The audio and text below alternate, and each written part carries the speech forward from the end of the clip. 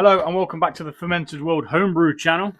I have already checked on this today. This is the Blackberry Sour. It's nice. It's at 1.010, so it's at the 10 mark, which is roughly what I always get it at. But we're going to be adding some malic acid. Now it says, as a guide, 0.9 grams per litre. Is that right? As a guide, 0.9 grams per litre. Or approximately 3/4 of a teaspoon per gallon. As a guide, 0.9 grams. So let's say 1 gram per litre. I've got potential of 11 grams. I've got the potential of 11 litres once we've taken that fruit bag out. So I'm going to play it safe. It's the first time I've ever used this. So I'm just going to say we're going to go for 5. So I'm going to use 5 grams of this. Double check that that's right. As a guide, 0.9 grams per litre. If it screws up, then I've knackered my beer up. But at least you see me screw it up instead of you screwing it up. So this is just to try and get this sour even more sour. With some malic acid. So we're going to go for 5 grams. And see what that gives us tomorrow. Because it's ready to bottle.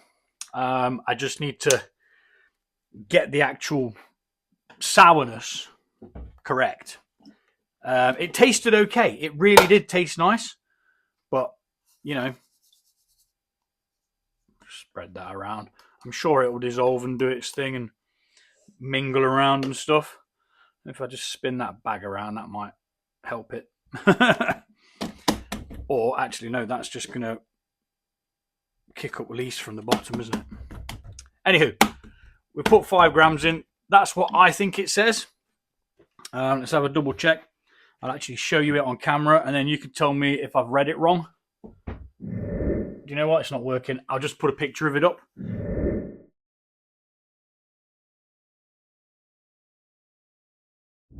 I'm pretty sure that that says, as a guide, 0.9 grams per litre will give approximately 1 ppt acidity as tartaric acid equivalent. Now, I don't know what all that means. Sounds fancy, but we're going to try this tomorrow, and we're going to bottle it regardless of whether it's added sourness or whether it tastes like battery acid. But I'm sure we'll find out one way or the other.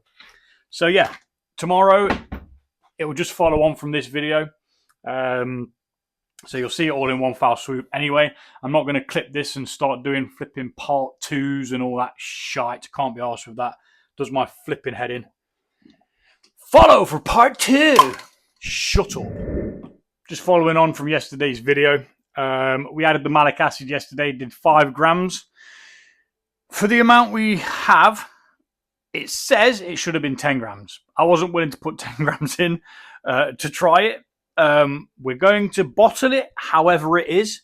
What I need to do is get something to put the fruit in, because that's going to be dripping all over the place.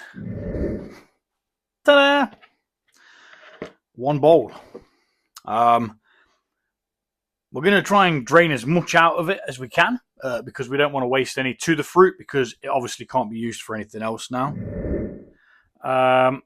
Let's take the airlock out, simply because if we have to put it back on for whatever reason, if it's carried on fermenting, we're going to need to be able to put it back on. So let's do a hydrometer test and then a taste test.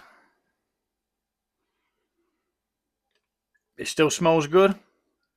We're looking for this to be around the 10 mark that it was at yesterday. The reason why you take 2 hydrometer readings is so you know whether it's finished fermenting or not. if it fluctuates in gravity, for example, if yesterday was 10 and today was 8, it means it's still fermenting. You're going to have to leave it a little bit longer, then check it again 24 hours later. Once you get a 24-hour gap, it's actually longer than 24 hours this time. I'm a bit late to the party. Yeah, it's actually saying 11 now.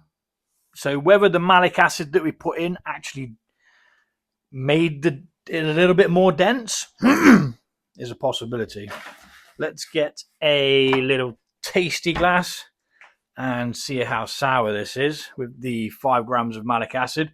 And again, this is just a pilot, so I'm messing around with malic acid just so I just want to know how much more sour than yesterday it made it.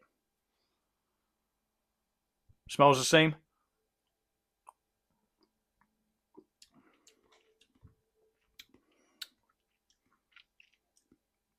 Slightly more sour. So I could have gone for the 10 grams.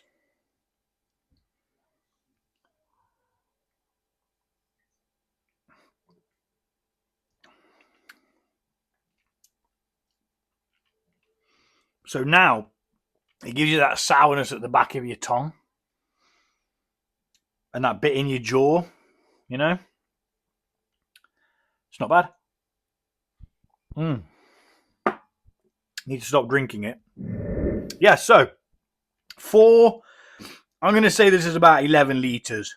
Once we take that fruit bag out, it should drop down to about the 11 mark.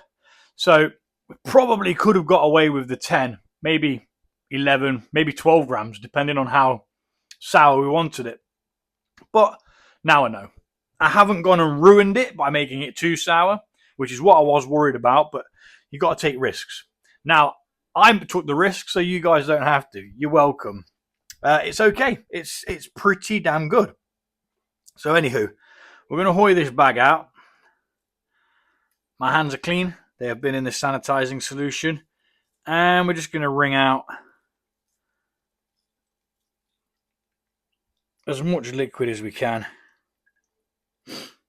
from these blackberries, because we don't want to waste it. And there's potential flavour in there. Okay, there's going to be bits of yeast and stuff in there as well. Yeah, well, I don't care. The way I see it is they've got all that flavour packed into them. So I want it. I want it. I'm trying to be gentle because I don't want to burst the bag, but also trying to get as much of the juice in there as possible. Because that's pretty damn heavy. Oh, it's actually at the 12 mark. Right, let me just go quickly rinse my hands. Okay. So, what we're going to do now is we're going to get ready to bottle this sucker. I just need to move the Citra out of the way, which I bottled yesterday. And we'll be back.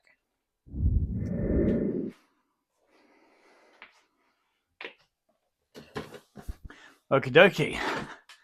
Artichoke. Now it does look like we've had a bit of a leakage coming from the tap there, which I didn't notice till the day. Bottle wand on. Let's turn the tap on. We need this cup to pour some through. We're going to get a load of cloudy crap coming through first. And then once you get it a little bit clearer, that's what we want to bottle, because that's got loads of yeasty gunk in it. You eat that and you are going to be on the toilet needing an excessive amount of toilet roll. Anywho, let's make sure we put that into a bottle, because otherwise I forget and then end up having to drink it. Oh dear. What a pity, never mind. But no. We'll get this bottled, and yeah, I think Friday is going to be the next brew day, so there's still time for anyone to vote if you want to vote on what we brew next. There's a Baltic Porter, a Welsh Red. I can't even see this now. A triple IPA. My Bifrost West Coast IPA. I forgot to put my drips tray down. What else was there? Yeasty Boys Digital IPA, which I won't be sharing the recipe for anyway because it's not mine. But it stands to be a very good beer. I've actually had that beer. They're a brewery from New Zealand. We used to get it over here. And it was fantastic. But no sooner as it had come, it had vanished. We only had it for probably a couple of months until whatever stock ran out, and then we didn't get it again, which is a shame because it was a mighty fine beer. They've got a couple of good beers actually. It is a shame that they don't tend to be over here anymore. But anyway, that's how it goes. Easy come, easy go. But yeah, I'll with that one, I'll be sharing the book. I'll show you the picture of the book on the video for it, so that you'll be able to buy the book if you want to be able to brew some of the recipes in there.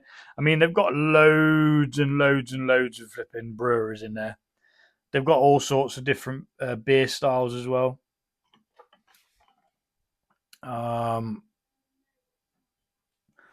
Some bizarre ones, but some normal, kind of things.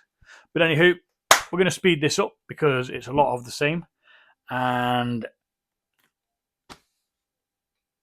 we'll be back when we've finished doing it all super speed.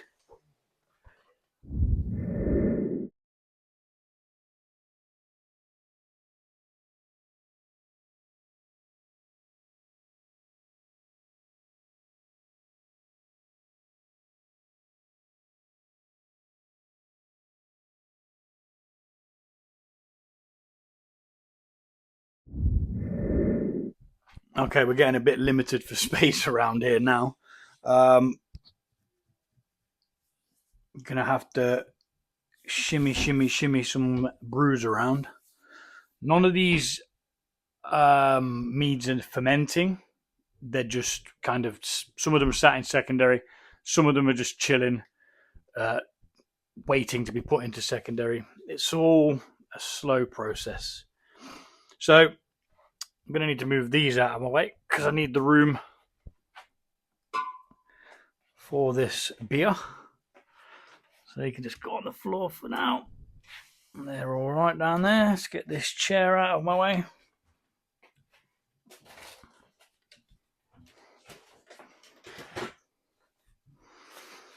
Yeah, I've got like 24 bottles of beer on the table. 1, 2, 3, 4, 5, 6, 7, 8, 9 vessels with something in them now. And I'm just about to finish bottling this Blackberry Sour, which is not too bad at all. I would definitely recommend putting in the malic acid, as the brew just didn't give it, even at the higher temperature, just didn't give it enough twang for me. Now, when I think of sours, I think of Vault City Brewery, a Scottish beer company who only do sours and stouts. They're the only beers they'll do, from my knowledge. And they are just, I would say, way ahead of the curve with sour beers. They even do an iron brew sour, which is bloody gorgeous.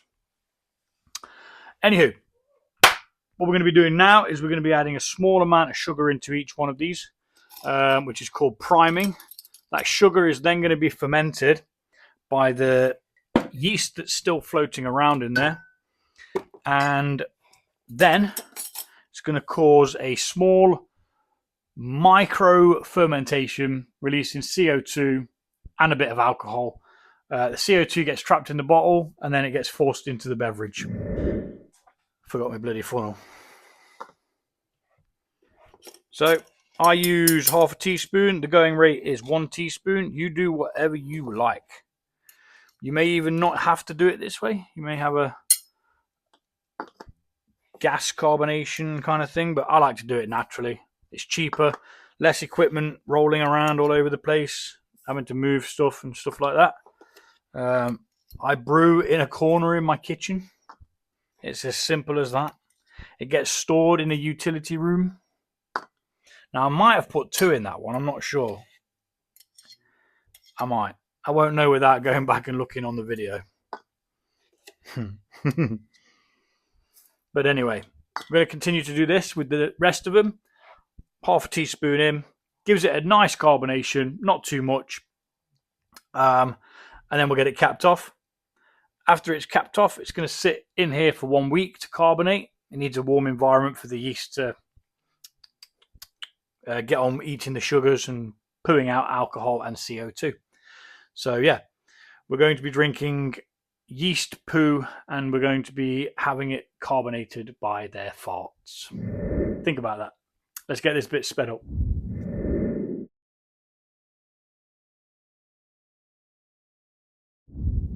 After the sugar's in, what I like to do is I cap them off and I just tip them upside down gently and then back like that, allowing the sugar to dissolve and the yeast can then ferment it easier. And that is pretty much the end of the video. I'm going to continue doing these. I won't bore you with that. I'm sure you're bored enough as it is. But yeah, thanks for watching. Take it easy, and I'll see you all soon.